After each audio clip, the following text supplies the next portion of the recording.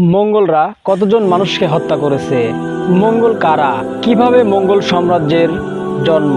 মঙ্গল সাম্রাজ্যের প্রতিষ্ঠাতা কে? ইতিহাসে মঙ্গলদের দুর্ধর্ষ জাতি বলা হয় কেন? চলুন মঙ্গলদের সম্পর্কে জেনে আসি।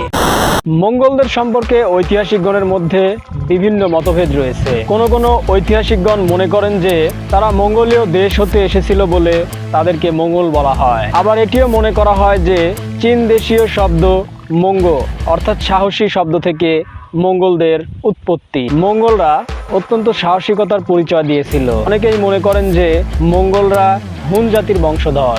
এই যাযাবর জাতিটি বিচ্ছিন্নভাবে গোবি মরুভূমির উত্তর অঞ্চল থেকে আরম্ভ করে মধ্য এশিয়ার পূর্ব অংশ পর্যন্ত বিস্তীর্ণ ভূভাগ জুড়ে শতধা বিভক্ত অবস্থায় বসবাস করত।